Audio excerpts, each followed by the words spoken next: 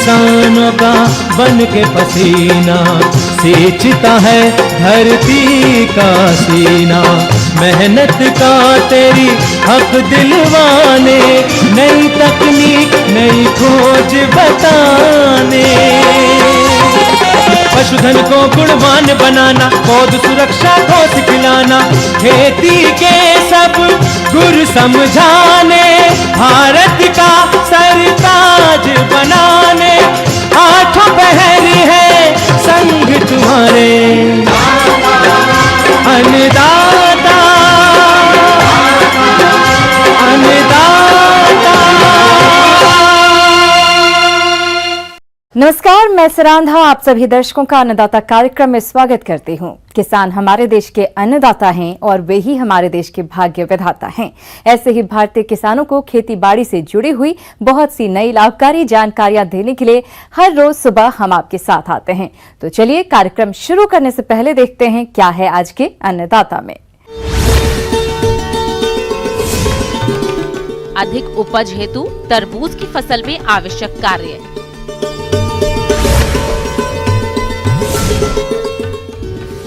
Solar facing किसानों के लिए लाभकारी।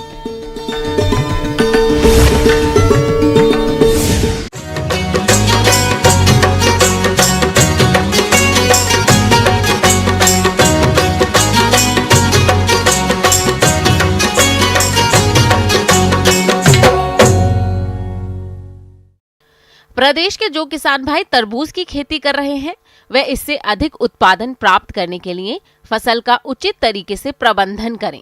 तो इस समय तरबूज की फसल में कौन कौन से कार्यों को करना जरूरी है, इसकी समस्त जानकारी देने के लिए हमारे बीच उपस्थित हैं विषय विशेषज्ञ संदीप चौहान।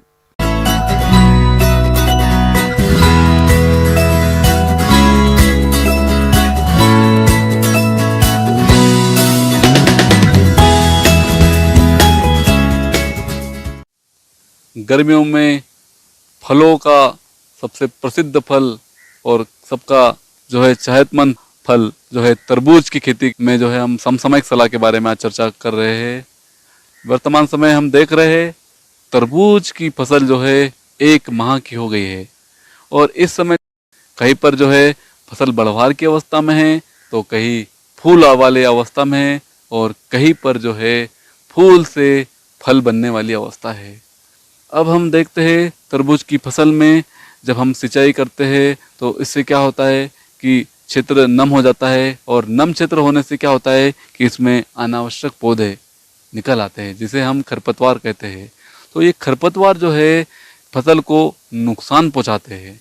खरपतवार प्रबंधन के लिए किसान भाई जो है निराई गुड़ाई कर ले, जो भी खरपतवार निकले है उसे हटा दे और उसके बाद में जो है सिंचाई प्रबंधन का जो है विशेष ध्यान रखे। इस समय गर्मी की अवस्था है और गर्मी की अवस्था होने से क्या होता है कि फसल जो है जल की मांग करती है और जो है किसान भाइयों ने ड्रिप लगा रखी है तो किसान भाई जो है ड्रिप के माध्यम से सिंचाई करे। कुछ किसान भाइयों ने थाला लगाया तो थाले में से सिंचाई करे। कुछ किसान भाई जो है मल्चिंग के अंदर ड्रिप लगाए तो उससे सिंचाई करे। मल्चिंग और जो ड्रिप से खेती करते हैं वहाँ पर जो है पानी कम लगता है और साथ ही साथ इस समय जो है फसलों में हर जगह समस्या आती है कि बोले वो फूल झड़ रहा है, फल नहीं बन पा रहा है तो किसान भाई परेशान रहता है कि ये क्या कारण से हो रहा है, फल नहीं बन पा रहा है। तो इसके लिए किसान भाई ध्यान रखे कि फसल को अगर पर्याप्त मात्रा में पोषण रहे तो क्या है कि फसलों में समस्या नहीं आती है, लेकिन फिर भी समस्या आती है। तो इसके लिए जो है किसान भाई जो है जो घुलनशील उर्वरक है उसका छिड़काव करे। NPK 05234 है, NPK 1919 है। तो ये जो घुलनशील उर्वरक है इसका जो समावेश जो है इसमें करे। 1 किलोग्राम मात्रा जो है प्रति एकड़ के हिसाब से छिड़काव के रूप में उपयोग करना चाहिए। जिन किसान भाइयों के पास में ड्रिप के साधन हैं तो वो ड्रिप का उपयोग करे, ड्रिप के माध्यम से फर्टिगेशन करे। तो ये इस समय जो है बहुत ही कारगर तकनीक है किसानों के लिए। अब बात करते हैं हम इसके अंदर कीड़े की। तो वर्तमान समय हम देखते हैं रेड पम्पकिन बीटल बहुत ज़्यादा तेज़ी से तरबूज की फसल में नुकसान पहुंचाता है। हम देखते हैं तरबूज के खेत में लाल लाल कलर का एक कीड़ा होता है, उड़ता रहता है, बहुत तेज़ी से वो पत्तियों पर स्क्रैचिंग करता है और नुकसान पहुंचाता है और इसमें जो है प्रकाश संश्लेषण की क्रिया प्रभावित होती है। तो ये जो रेड पम्पकिन बीटल है ये काफी नुकसान पहुंचाता है। सुबह के समय कीटों की सक्रियता कम रहती है, इसलिए पौधों पर लगे कीटों को हाथ से पकड़कर इकट्ठा कर नष्ट करें। पौधों की जड़ों के पास की लार्वा को नष्ट करने हेतु निराई गुड़ाई कर मिट्टी तेल मिली लकड़ी की राख का बुरकाव करें। मैलाथियान या इमिडाक्लोप्रिड कीटनाशक 2 मिलीलीटर दवा 1 लीटर पानी में घोल बनाकर सुबह के समय ग्रसित पौधों पर 3 दिनों के अंतराल पर 3 छिड़काव करें। तो इस कीट से जो है निजात पा सकता है और इसका नियंत्रण कर सकता है। दूसरा जो महत्वपूर्ण कीड़ा है और नुकसानदायक कीड़ा है वो होता है फल मक्खी। फल मक्खी वयस्क मक्खी का शरीर लाल भूरे रंग का, पंख पारदर्शक एवं चमकदार, जिन पर पीले भूरे सुनहरे रंग की धारियां होती हैं। वयस्क मक्खी 4 से 5 मिलीमीटर लंबी होती है। ये कार्य ऐसा करता है कि जब फूल बनता है उसी समय इसका संक्रमण हो जाता है, उसमें डंक मार देता है, तो अंदर जो है वो अंडा छोड़ जाता है और उसका जो मैगट है, जब फल वाली अवस्था होती है उस समय जो है उसका मैगट अंदर फल के अंदर बन जाता है, फसल कुमड़ा हो जाता है, फसल जो है पूरा तरीके से पक नहीं पाता है। तो ये इस कीट की जो है खासियत है। इसके लिए जो है आप 1 एकड़ क्षेत्र में जो है 8 से 10 फेरोमोन ट्रैप लगा दे। और इसमें जो है आपको ध्यान में रखना चाहिए कि तरबूज की फसल में जो है फल मक्खी के लिए जो है नीम तेल जो आता है 1500 ppm का, इसका आपको उपयोग करना चाहिए। लगभग 300 से 400 ml जो है मात्रा प्रति एकड़ के हिसाब से इसको उपयोग करते हैं, तो हम जो है फल मक्खी कीट को जो है नियंत्रित कर सकते हैं।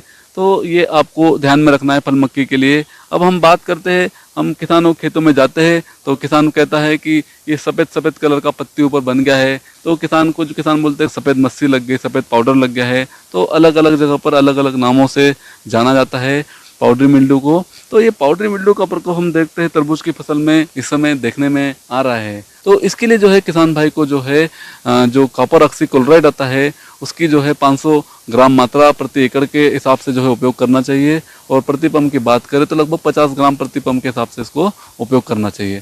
तो ये बहुत ही अच्छी ये तकनीक है, ये बहुत अच्छा फफूंदनाशक है पाउडरी मिल्ड्यू के लिए। तो इसका उपयोग अगर आप करते हैं तो अच्छे परिणाम मिलते हैं। किसान भाइयों, अभी तक आपने खेती से जुड़ी हुई कुछ उपयोगी जानकारियां देखी। अब लेते हैं एक छोटा सा ब्रेक, जल्द लौटेंगे और कार्यक्रम में आगे भी हैं खेती बाड़ी से जुड़ी हुई महत्वपूर्ण जानकारियां। आप बने रहिए हमारे साथ।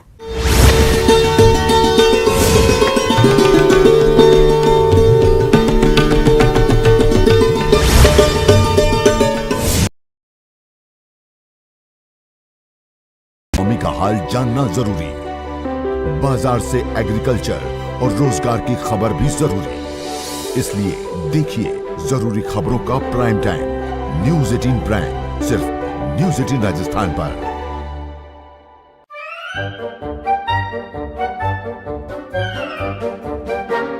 अखबार हुआ ठप, आउटडोर हुआ बेकार, टीवी ही दे रहा है।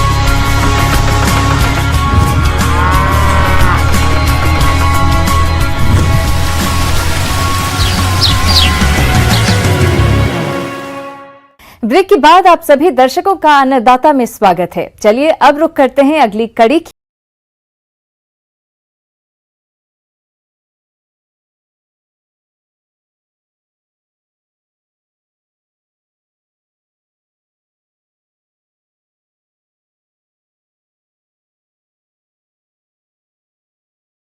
आज के समय में हर किसान चाहता है भरपूर पैदावार मिले और इसी चाहत को ध्यान में रखते हुए कई तरह की फसलें उगाता है।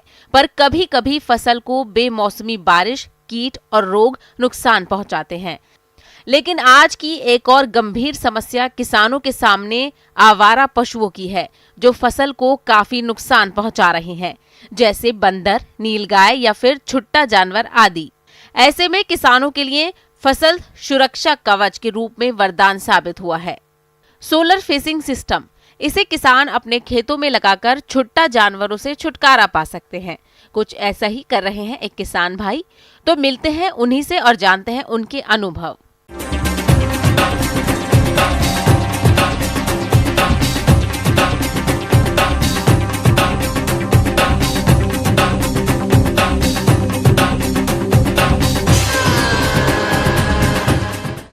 दिनों दिन आवारा पशुओं से हमारे खेतों को बहुत ज़्यादा नुकसान होता जा रहा था।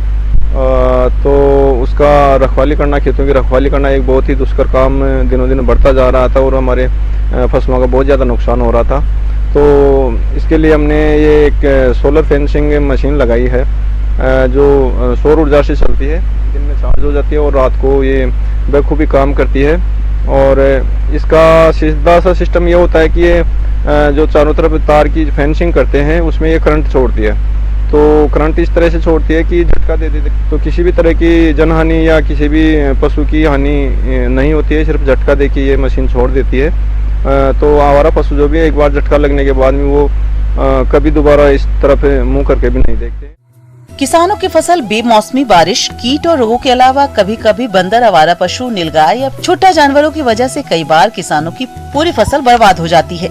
इसके लिए किसान कई तरह के उपाय भी अपनाते हैं, लेकिन कभी कभी यह उपाय पूरी तरह से कारगर साबित नहीं हो पाते हैं। ऐसे में किसानों के लिए फसल सुरक्षा कवच एक वरदान साबित हुआ है, सोलर फेंसिंग सिस्टम। तो चलिए जानते हैं सोलर फेंसिंग सिस्टम की कार्यविधि और उपयोगिता और उसके फायदे के बारे में। मशीन को एक बार फिट करने के बाद में इसको रोज रोज संभालने की या इस तरह की किसी प्रकार की कोई दिक्कत नहीं आती है। और अगर जो फेंसिंग वायर वो कहीं पेड़ पौधे के टच हो जाए या कहीं ज़मीन से टच हो जाए तो इसमें मशीन में सायरन बज जाता है, तो हमें मालूम चल जाता है कि कहीं ना कहीं फॉल्ट हो रहा है। तो उस वायर को हम जाके संभाल लेते हैं और उसकी दुरुस्ती करके और फिर उसको सेट कर देते हैं। और जब कभी कोई पशु भी इसको टच करता है या कोई आदमी को टच होता है तो मशीन में सायरन बज जाता है, तो मालूम भी चल जाता है कि कहीं पशु आया हुआ है। पहली बात तो पशु अपने आप भाग जाता है वहाँ से, और अगर नहीं भी भागे तो यहाँ पर सायरन बजने से हम खेत को संभाल लेते हैं और पशुओं को भगा देते हैं।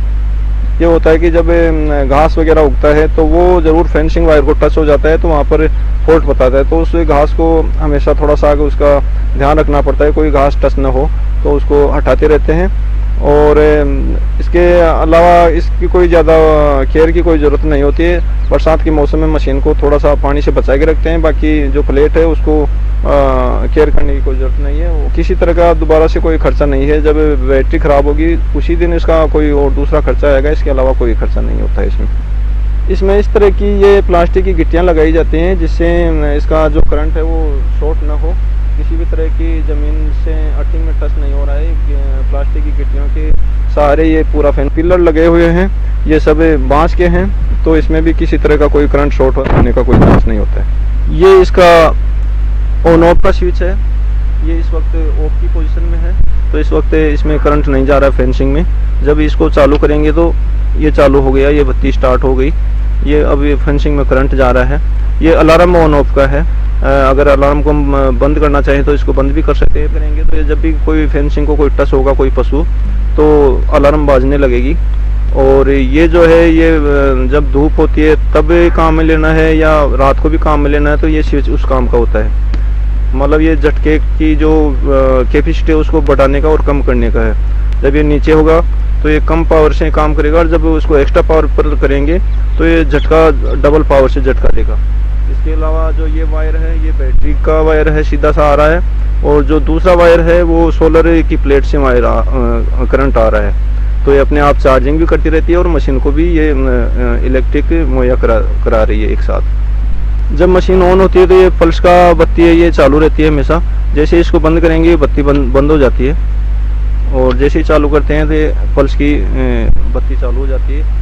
ये बत्ती है जो सोलर की चार्जिंग की है, जो प्लेट करंट दे रही है या नहीं दे रही है तो उसके लिए ये हरी वाली बत्ती है।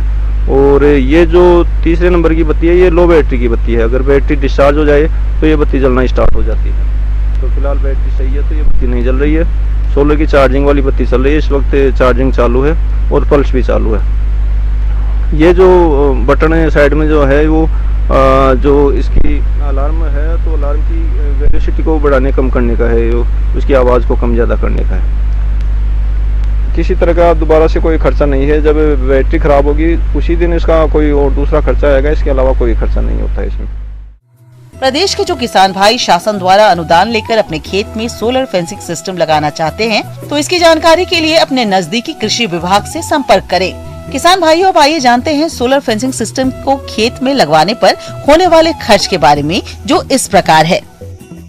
इसका खर्चा जहाँ तक है तो ये मशीन आती है करीब 3,500 रुपये की मशीन आती है और करीब 1,500 रुपये की इसकी सोलर की प्लेट आती है। इसके अलावा बैटरी आती है करीब 4,000 रुपये की और जो वायर फेंसिंग के लिए वायर काम में लेते हैं वो करीब 500 रुपये प्रति किलो के हिसाब से ये वायर आता है। तो बिल्कुल पतला वायर है तो काफ़ी लंबाई आ जाती है 1 किलो में। तो मैंने ये मशीन लगाई है और ये मैंने 3 एकड़ खेत में लगाई है एक तरफ। जिस तरफ पशुओं का ज़्यादा प्रभाव होता है उसी तरफ मैंने लगाई है, जिस तरफ पशुओं का नहीं है डर उस तरफ मैंने नहीं लगाई है। तो इसका कुल मिला के खर्चा करीब 10,000 रुपये की मशीन है और इसके अलावा तार हैं और तार के अलावा जो सपोर्टिंग जो खंभे होते हैं वो लगाए हैं। कुल मिला के करीब 15,000 रुपये का मेरा खर्चा आया है और अब आराम से मेरा दिन और रात हमेशा मेरे खेतों की रखवाली हो जाती है बिना किसी टेंशन के। मशीन की खास बात यह है कि ये एक बार झटका दे के छोड़ती है तो कोई भी आवारा पशु आता है, नीलगाय आते हैं या कुत्ता आता है या सुअर आते हैं तो उनको एक बार झटका लग के रह जाता है तो फिर वो दोबारा उस तरफ नहीं आते हैं और वो मरते भी नहीं हैं। और अगर आदमी को भी किसी को एक बार झटका लग जाए तो उसकी किसी तरह की हानि नहीं होती है और बहुत अच्छी चीज़ है ये और खेतों की रखवाली आराम से हो जाती है। और एक बार खर्चा करने के बाद में इसमें दोबारा से बिल्कुल खर्चा नहीं है। जब कभी किसी रोज़ 5-4 साल बाद में अगर बैटरी कभी ख़राब हो जाएगी तो एक बैटरी का खर्चा है, इसके अलावा किसी प्रकार का और दूसरा कोई खर्चा नहीं आता है इसमें। आगे और भी हैं खेतीबाड़ी से जुड़ी हुई बहुत सी रोचक जानकारियां, पर यहां पर रुकेंगे एक और ब्रेक के लिए। जल्द हाजिर होते हैं।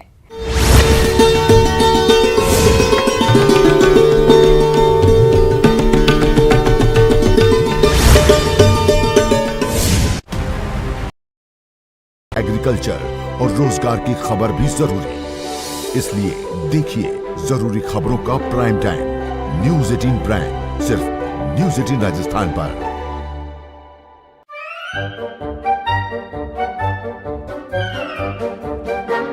अखबार हुआ ठप, आउटडोर हुआ बेकार, टीवी ही दे रहा है विज्ञापन को तेज रफ्तार। करोड़ों दर्शकों तक न्यूज़ 18 पहुंचाएगा आपका ऐड। न्यूज़ 18 की टीम दमदार बनाएगी आपका ऐड शानदार। जल्दी कीजिए, कहीं छूट ना जाए ये सुनहरा मौका। हमें मेल करके उठा लीजिए बड़ा फायदा। ये स्पेशल ऑफर है अगले 15 दिनों तक।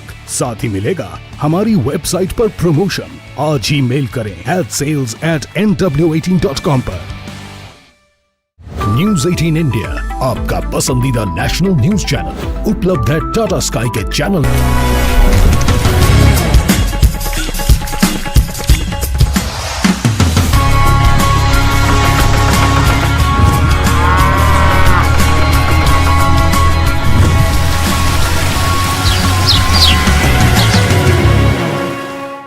ब्रेक के बाद एक बार फिर से आप सभी दर्शकों का अन्नदाता कार्यक्रम में स्वागत है। बढ़ते हैं अगली प्रस्तुति की ओर।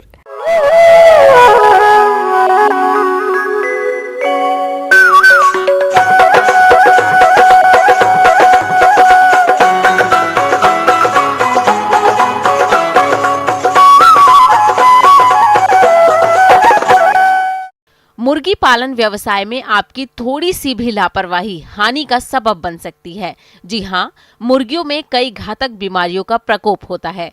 ऐसी ही एक बीमारी है रानीखेत।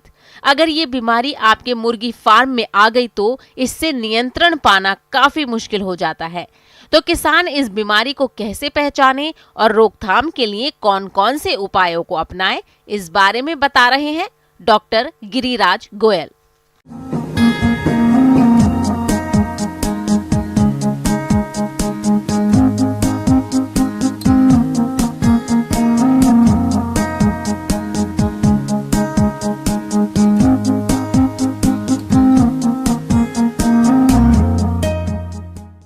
आज हम चर्चा करेंगे मुर्गियों में होने वाले प्रमुख रोगों, जिनमें बात करते हैं हम रानीखेत बीमारी की।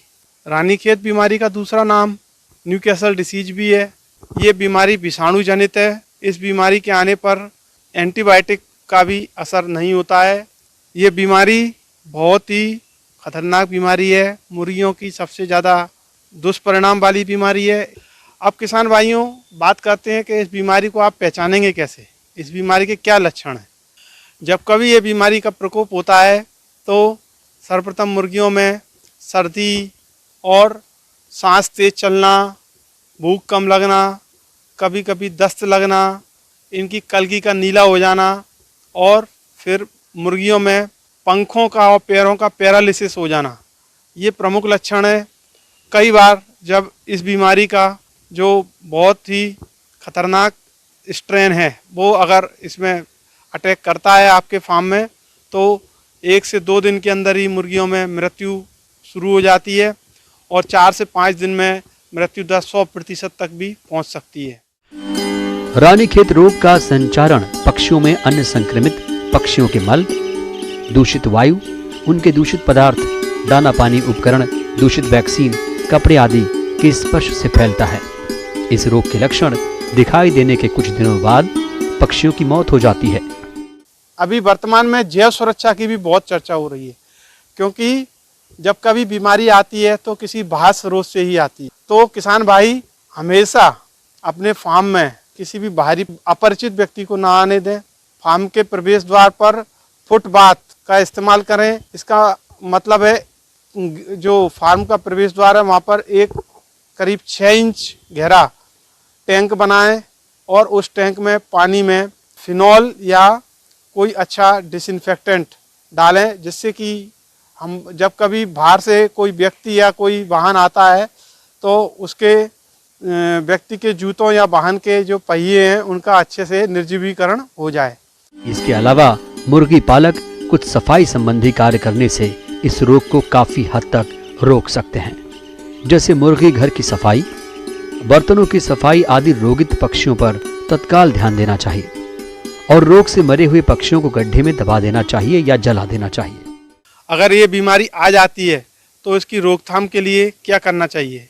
तो सर्वप्रथम तो बीमारी के आने से रोकने के लिए टीकाकरण। 7 दिन की उम्र में जब चूजा 7 दिन का होता है तो इसमें B1 या F1 नामक इस बीमारी का जो स्ट्रेन का टीका रहता है उसको लगाया जाता है। इसको लगाने की विधि है, मुर्गी के नाक में या आँख में 2 बूंद ये टीके की मात्रा डाली जाती है। फिर 21 दिन की उम्र में लासोटा नामक इसका स्ट्रेन है, उसको पीने के पानी में मिलाकर दिया जाता है। इसके उपरांत 56 दिन की उम्र में R2B नामक जो इसका स्ट्रेन है उसको मांस में इंट्रामस्कुलर रूट से मुर्गियों को दिया जाता है और इसकी जो प्रतिरोधक क्षमता है R2B स्ट्रेन की वो बहुत लंबे समय तक बनी रहती है। इसके उपरांत आप नियमित रूप से 2 महीने के अंतराल पर रानीखेत का लासोटा नामक स्ट्रेन को आप इस्तेमाल करिए, पानी में मुर्गियों को दीजिए, जिससे कि आपके फ्लॉक में ये बीमारी नहीं आएगी। चूँकि एक विषाणु जनित बीमारी है तो इस विषाणु को रोकथाम तो बहुत हद तक नहीं की जा सकती, लेकिन ऐसी स्थिति में मुर्गियों की रोग प्रतिरोधक क्षमता बढ़ाने के लिए और उनमें द्वितीयक इन्फेक्शन, सेकेंडरी इन्फेक्शन को रोकने के लिए किसान भाइयों को एंटीबायोटिक का इस्तेमाल करना चाहिए। उसके साथ साथ में कुछ जो इम्यूनोमॉड्यूलेटर्स हैं जैसे कि विटामिन C है, विटामिन E है और लिवर एक्सट्रैक्ट है, इनका जो प्रिपरेशन है वो उसको पानी में मिलाकर देना चाहिए। एंटीबायोटिक और इम्यूनोमॉड्यूलेटर के प्रयोग के द्वारा इस बीमारी के उपरांत जो द्वितीयक इन्फेक्शन है, जो बैक्टीरिया या कई अन्य बीमारियों का प्रकोप हो सकता है, उसको भी नियंत्रित किया जा सकता है। तो इन सब बातों का अगर ध्यान रखेंगे किसान भाई तो अपने फार्म में इस रानीखेत बीमारी को आने से रोक सकेंगे, जिससे कि आपके आर्थिक हानि कम से कम हो। धन्यवाद।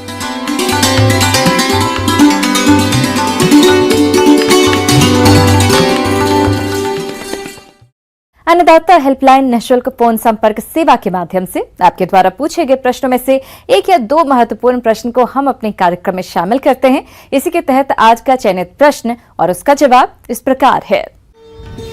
अन्नदाता निःशुल्क फोन संपर्क सेवा के माध्यम से पूछे गए प्रश्नों में से आज हमने जिस प्रश्न को कार्यक्रम में शामिल किया है उसे पूछा है ग्राम बयारा, जिला टोंक के कृषक रमाकर वर्मा ने। आप श्याम वर्ण रोग की पहचान और उसके रोकथाम के बारे में जानकारी चाहते हैं तो रमाकर वर्मा जी आपकी जानकारी के लिए प्रस्तुत है कार्यक्रम का ये अंश।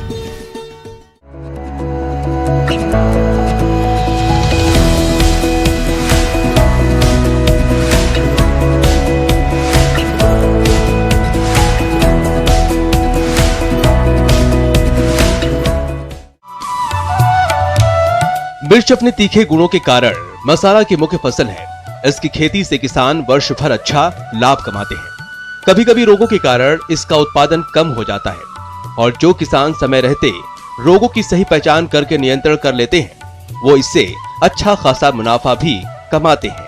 तो चलिए जानते हैं कि मिर्च की फसल में लगने वाले रोगों के कारण, लक्षण और रोकथाम के बारे में, जो इस प्रकार से है। एंथ्रेक्नोज रोग, ये रोग कोलिटोट्राइकम नामक फफूंद से होता है। रोग के शुरुआती लक्षणों में पत्तियों पर छोटे छोटे विशेष आकार के गहरे भूरे और काले धब्बे बनते हैं। रोग के तीव्र होने पर शाखाएं ऊपर से नीचे की तरफ सूखने लगती हैं। फलों के पकने की अवस्था में छोटे छोटे काले गोल धब्बे बनने लगते हैं। बाद में इनका रंग धूसर हो जाता है, जिसके किनारों पर गहरे रंग की रेखा होती है। प्रभावित फल समय से पहले झड़ने लगते हैं। अधिक आर्द्रता इस रोग को फैलाने में सहायक होती है। एंथ्रेक्नोज रोग नियंत्रण के उपाय। इस रोग से फसल को बचाव के लिए मैंकोजेब या कार्बनडाइज्म नामक दवा 2 ग्राम दवा प्रति लीटर पानी में घोल बनाकर परड़ी छिड़काव करें तो काफी हद तक इस रोग की रोकथाम हो जाती है।